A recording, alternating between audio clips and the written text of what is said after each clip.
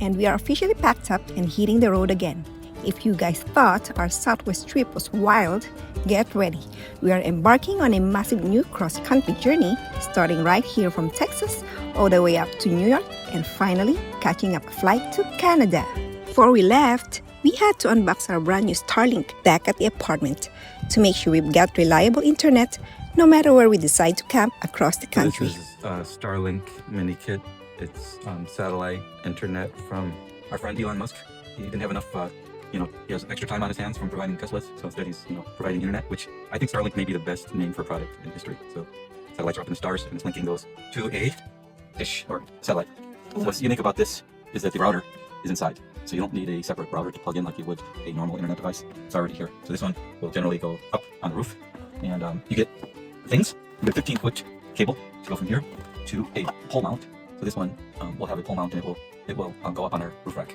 And then just a power supply, which I'm not sure we will use. So this is the Starlink. So in travel, especially camping, and you're in remote areas just like what we experienced last time, that we have no internet and we cannot communicate with our family. This one, in any location, you will always have a very nice signal, and even in through emergencies, you always have your signal with you, despite of bad weather or whatever. Everything's locked and loaded in the car. Our bed setup, our power station, water, and of course, the essentials. We're keeping things organized because this vehicle is going to be our home for the next several weeks. Got the gear mounted and secured on the roof, and we are ready to roll. Our plan for this trip is simple. We're taking our time, driving in chunks and stopping roughly every 6 hours along the way. Right now, we're making a quick fuel stop in Texarkana, right near the border before crossing into Arkansas. Fuel here is 3.19, it's cheaper. Some gases, some fuel, I see 3.49, 3.68, so it's higher. So supposedly we're going to Walmart, which is also the same price, so it's this much, it's nearer. So instead of going on another mile, so we just chose this gas station here in Superfoods. After fueling up, we hit the open road and drove straight toward our very first stop of the trip, cruising down the highway with nothing but blue skies and open lanes ahead of us. It's always the best feeling when a new adventure finally kicks off. And we made it. We finally arrived here at Arkansas Rest Area, which is going to be our resting place for tonight.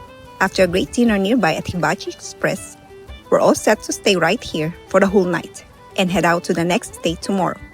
Since it rained earlier, we checked the storage bins on our hitch carrier. Thank goodness everything's completely dry and safe. We've got our jugs of water, our Bougie RV car fridge, power stations locked in, and our Starlink set up right on the top of the car. So we can easily stay connected with family even in remote stops. Everything is packed, organized, and we're ready to rest up for another big day ahead. So this resting area, unlike in BLM, it has a toilet, so many squirrels around, and there's some gazebo. You can also grill some food. A few moments later. Oops, we got rained on.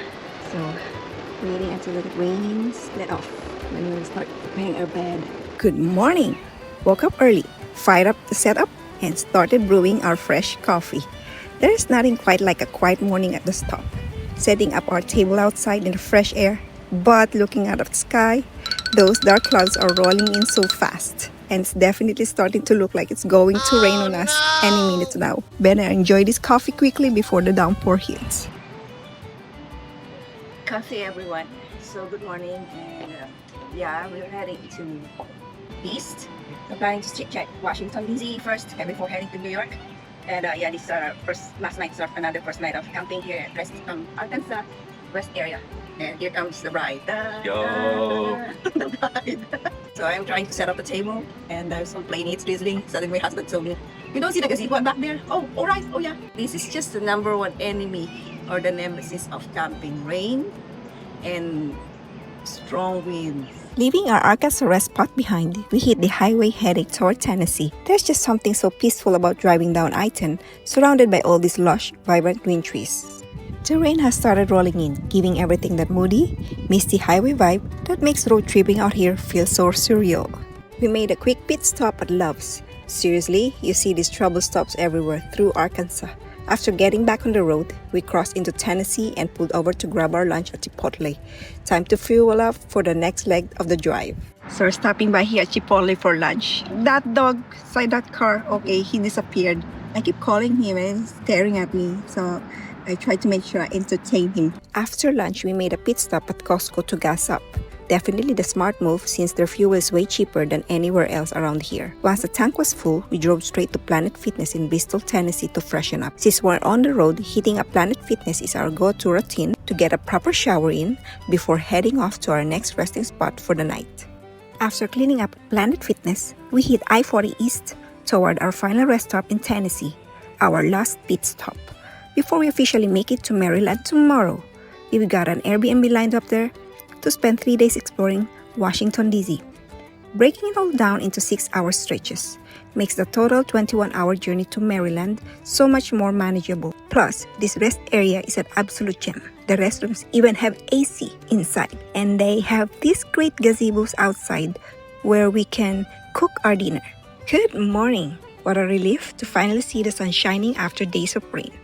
We're still at our Tennessee rest area, and as you can see, I've got our table set up to keep everything super organized. My coffee station and morning protein shake right together. Right behind us is the interstate highway, and we are getting closer and closer to West Virginia. A little tip for car camping, we always make sure to roll up the windows at night because sleeping right next to the highway can get pretty noisy, but it's totally worth it for the journey.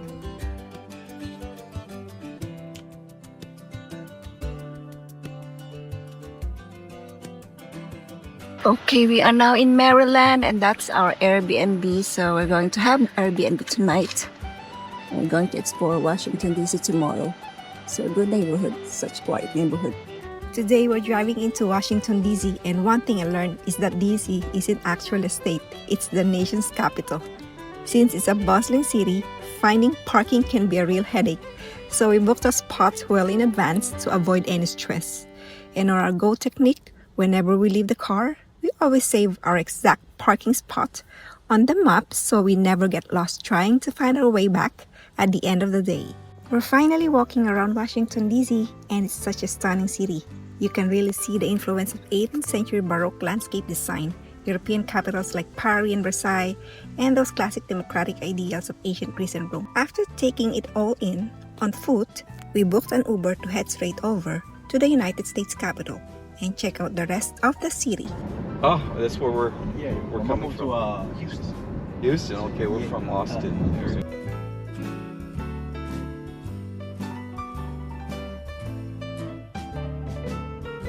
Okay, visitor center, you need to get passes. So with or without reservation is fine. Our nifty little film here starts. We actually had a fantastic tour guide at United States Capitol who walked us through the incredible history of the building. And right after that, we checked out the Library of Congress. Did you know it's actually the largest library in the world, holding millions of books? It's also where you can find one of the rare Gutenberg Bibles ever printed. Such an incredible piece of history.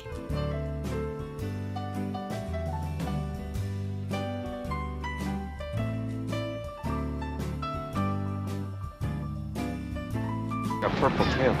Purple tail. And oh really? Green tail. It's just grayish. Hi.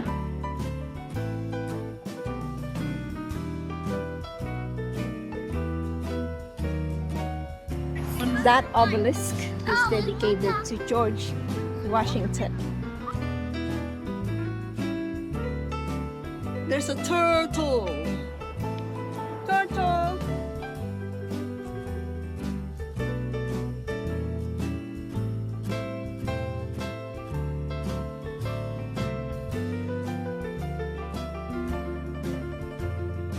That's Abraham Lincoln's mausoleum. Looks like a pantheon of trees.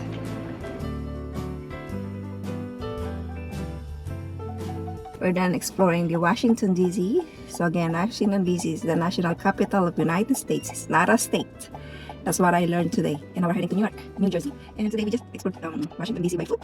So fortunately, the highlight is the White House, but it was barricaded due to renovation. I don't think, in my own opinion, they don't need to barricade it. It's just a slight renovation. It's not really a huge renovation. And the rest of the buildings are mostly influenced by European. Like the Pantheon, the Lincoln Mausoleum. It's nice. So Washington, D.C., by so far, it's the most beautiful city compared to Chicago, San Francisco. So I think for me, this is the nicest one. And it's because this is where the history of America was born. So it's really special. Driving through New York, Newark, and New Jersey really shows you how intense toll roads are here compared to other states, because these historic highways, bridges, and tunnels were built long before the federal interstate system. They rely heavily on tolls instead of state taxes. Plus, with the massive traffic and constant repairs needed in such a dense area, tolls help fund the ongoing maintenance to keep everything running. Okay, so this will be our resting area for tonight here in Thomas Edison rest area. And by the way, we are here in New Jersey, and the parking rule here says 2-hour parking, but we will try our luck to sleep here overnight. If someone will knock on the door or knock on the window, so we will just find a different place. So, good night, everyone. We'll see you again tomorrow. From our camping spot at Thomas Edison rest area, we drove straight into Newark to park our car. Just like before, we made sure to book our spot ahead of time to avoid any hassle and secure a parking space. Once we are all set, we hop on the train to head right into New York. Taking a train going to Manhattan, and that is a train station going to Manhattan. Hey, welcome to World Trade Center. Now there's a single World Trade. Okay. So it's no longer twin. It turned out to be a single building now, the World Trade Center. Alright, this is the new World Trade Center called One World Trade Center. So we're also heading to the original twin building of the World Trade Center. So you know the story of back in September 2001. The whole building. Wow, it's like triangle. Huh?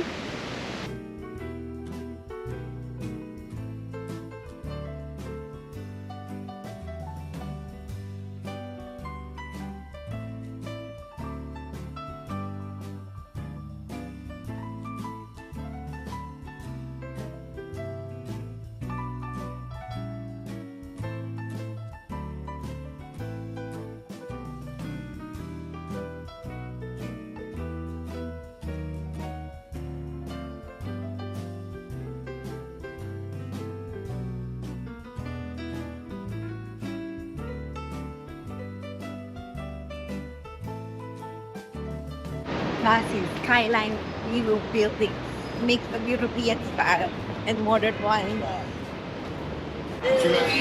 Staten Island Ferry. So you will board this ferry to go to see the Statue of Liberty. That's the Brooklyn Bridge, and next one, the Brooklyn. So where you are right now is in Manhattan.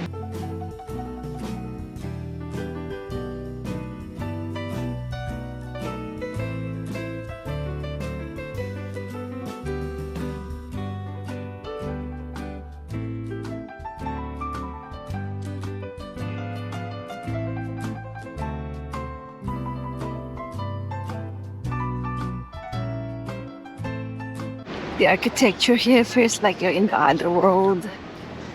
Oh my god. All Gothic European architecture style. Wow.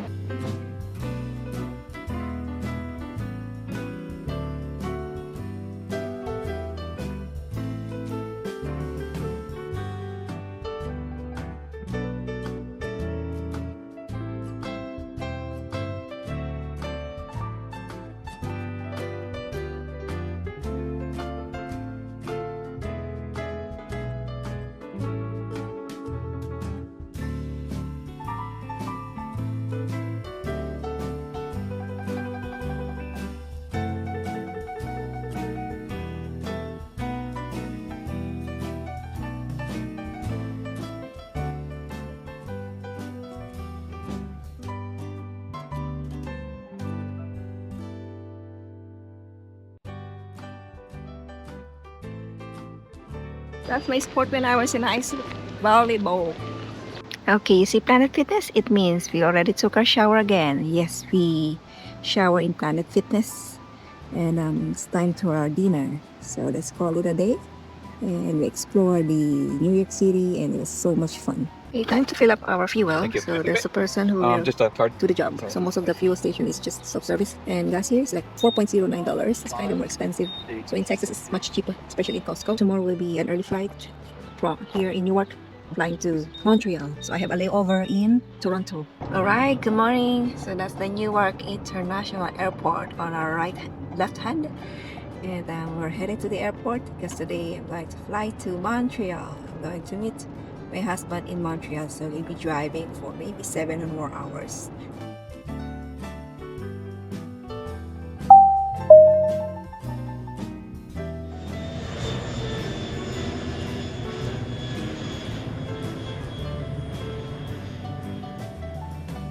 I finally arrived in Montreal, Canada. So I had a layover in Toronto, and my waiting now is my husband is waiting at the Zone E, so I have to proceed there. So he just drive from New York up to here directly to Montreal. So I don't have to wait for another hour.